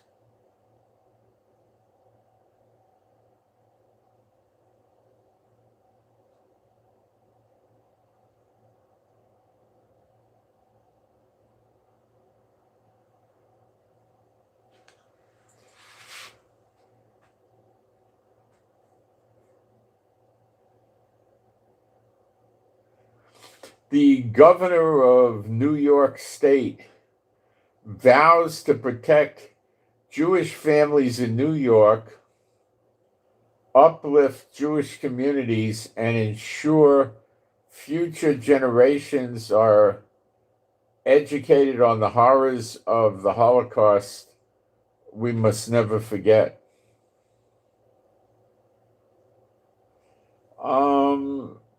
I think Trump's going to give the New York State aid. And you see, New York State has police, state police. They're often highway patrol, troopers. They enforce, let me see if I can remember, they enforce alcoholic beverages. So this, when the New York City police were corrupt with Serpico, the bars would serve anybody. When I grew up in the Bronx, we were going in the bars at 14, getting a beer usually, They didn't care. They were paying off the beat cops, so they knew nothing would happen. Now, the state had alcoholic beverage control agents. They had guns and badges and plain clothes or sometimes uniforms, and they would go around, and they were basically doing licensing and stuff like that. They weren't looking to bust the guy for letting kids come in and sell them a beer.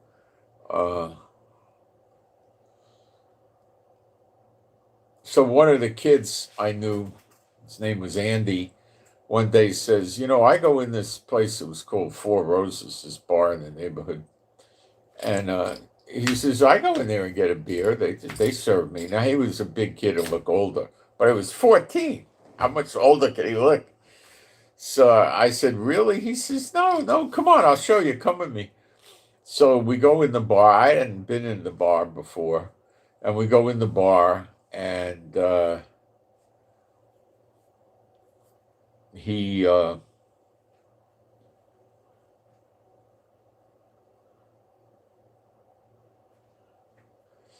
goes over to the bar. The place was packed. He goes over to the bar and says, let me have a draft beer. So then I ordered one too. I was probably 16. It's 18 was the drinking age. So they gave us a beer. The guy never asked us anything. He didn't care, And then I never knew what this bar looked like, but there were people in there drunk and everything. They were overdone.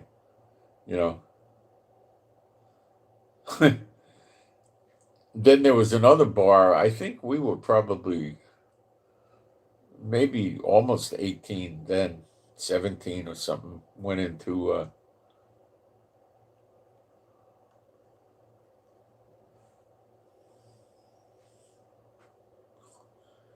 there was another bar across the street called Milton's Lounge. And that was like a mob place, a mafia joint or something. So we went in there one night, and the guy served us. He started making snide remarks. Order scotch, don't order beers, but he was glad to do the beers. That was funny,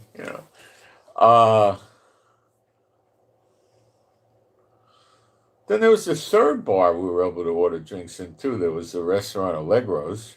No, they wouldn't do it, I think. They didn't do it. I can't remember. Maybe they did. But I went into another bar they had in the neighborhood many years ago. I was 20 or something. I was well within the age. Some kids were in there. I wanted to talk to them, so I went inside there. And I saw an old guy sitting there. He was so drunk he fell off the bar stool. No, it was so sad. I mean, the people feel bad. They go home and they buy the liquor and they sit in the house and just drink it until they fall asleep.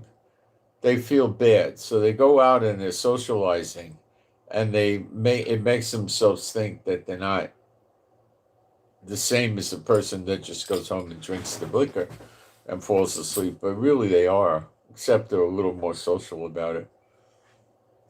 It's not funny. It's really sad. I've been on cruise ships and seen women and men make fools of themselves just getting overly drunk. It's really sad. I mean, it doesn't make them look like they're cool and attractive and groovy people. It makes them look pathetic, you know? When I was in college in Florida, we used to drink beer. We used to drink Busch Bavarian beer. But we used to drink beer all the time out in the sun, like if you were out at the pool, and you'd just be sweating. And I used to study, like in the sun, to get a tan, and I'd bring the books and study, and I'd be drinking beer instead of cold water. Nobody drank bottled water back then. Nobody. I mean, I never saw it. It existed. You had it in like California. Probably in New York, you had Calistoga, and I think you had Perrier, but it was so remote. When I was in redneck Florida, I never saw it. So beer was 20, 25 cents or so for a big can. So we used to buy beer and go, when we were out at the pool, we'd be drinking the beer. You're sitting in the sun and you're just sweating it out. I used to study. I never got any type of any real effect from the beer, like getting drunk or maybe a tiny bit you detected, a little bit or something. I don't know. No, we're using it as a beverage, So if a lot of people do that. I don't go near alcohol anymore, but people would, if you had pizza delivery, you'd get a beer.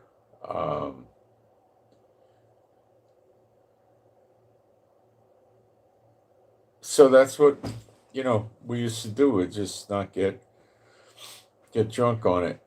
In New York, it was the same. People would play ball in the hot days and get a beer and drink the beer, and I don't know. We didn't do that much in New York with beer, but I never was a big drinker. Never really got into it. You on the air? Yeah, why? Everything okay? Oh yeah, there's just a car full of groceries. I left the trunk out. All right, I'll come out in a little bit. I won't be long. Let me see what else we got here.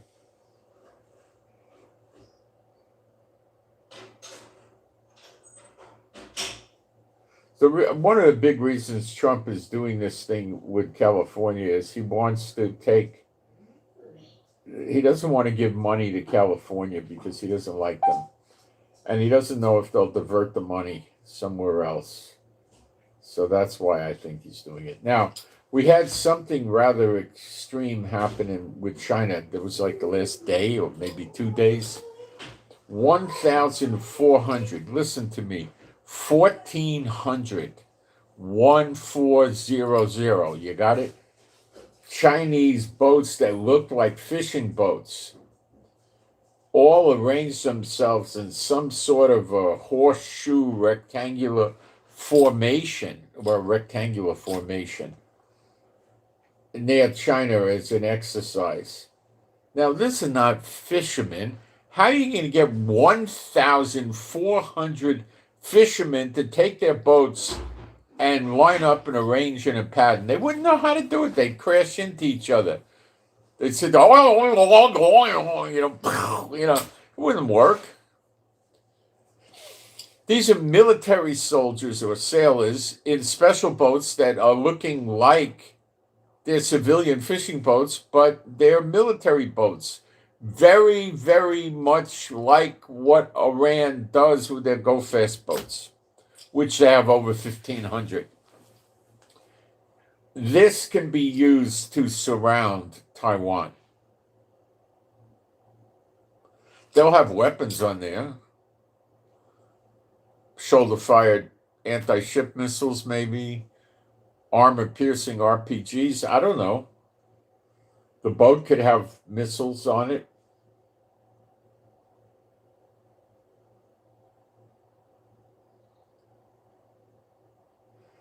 If they put an embargo on Taiwan, the Chinese are going to say, well, Trumpy boy, you want to cut our oil off? Well, guess what, dude?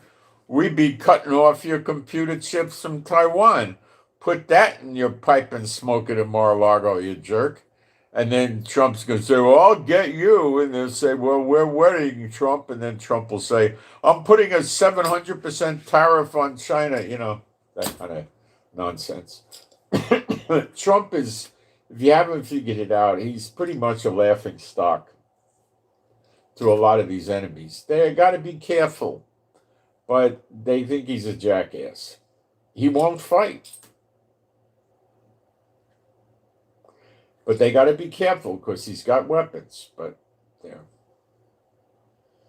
This thing with the 1,400 boats puts a lot of credence to the blockade of Taiwan. And they could blockade it without their big naval ships at risk.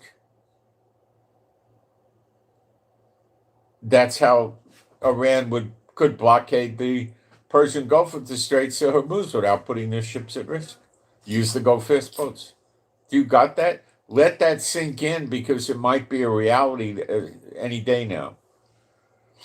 Maybe not, but maybe so. I do have a prayer request. Okay. This is a prayer request for EV Echo Victor and EL Echo Lima. EV Echo Victor and EL Echo Lima. These are two people, I believe they're in Europe. They're facing an eviction where very bad, brutal, cold weather is. We may have prayed for these people some months ago to not be evicted, and the prayer worked. They have no place to go.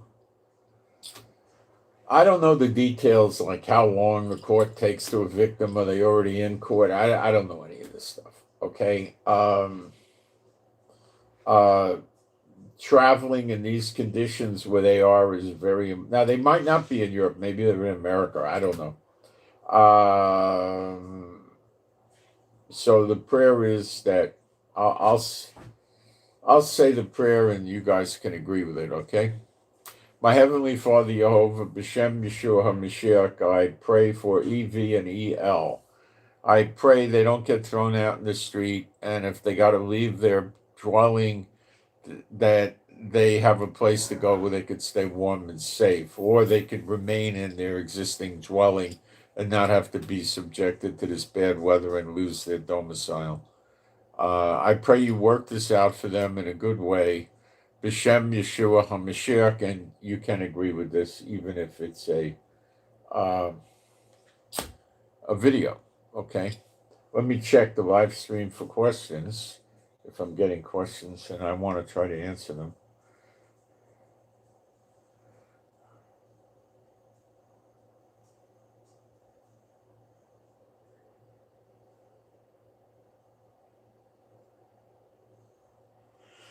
I'm not a meteorite guy. I don't know much about it. It appears meteorites do land, but I don't know much about meteorites. I don't pay much attention to it.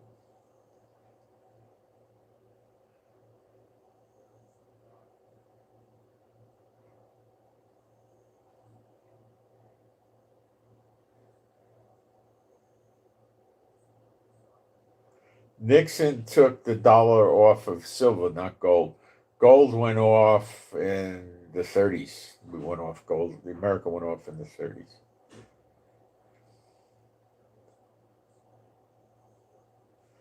Gold was $35 an ounce, and then they fixed it at, I don't know, 45 or something like that.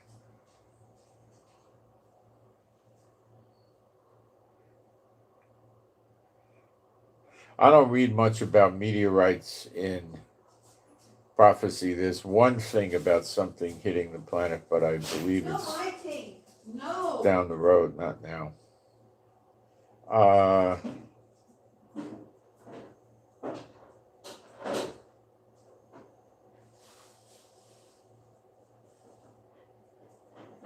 Yeah, everything is that could hit us would be inside the firmament. Nothing could penetrate the firmament. If it did, then water would come gushing in. So you're pretty accurate on that. You're accurate, actually. All right. So that's this could be it. We just got to watch this closely. It doesn't look like Iran's thrown in the towel or Trump's thrown in the towel right now, and it doesn't look like Netanyahu's planning on having a war with Iran in the next few days. Well, believe me, I know what it looks like. It doesn't look like what's going on today. That's not what we would be seeing if we were, and our intelligence is excellent. We would know, okay? We would be told a lot of things. I'm not going to tell you what they are, but we'd be being told a lot of things that we're not being told. And things would be different, and we're not seeing it. So I don't think Netanyahu plans on joining in the attack. And I think that's probably because the attack is a blockade. And Netanyahu can't really contribute to it. All right, my Heavenly Father, Jehovah, I pray for me and my wife and all the true believers and their houses. I pray that we would all have strength, stamina, and endurance, and we'd have your healing and recuperative power flow through us, that we wouldn't be sick or hurt, and your healing power would flow through us, healing what needs to be healed. And I pray that our animals and pets and us would be safe and secure and happy, healthy, and whole. And I pray for the peace of Jerusalem, and I send my shalom b'shem Yeshua HaMashiach, and you can agree with that. And I send my shalom to all those who love Yeshua HaMashiach, and I'm out.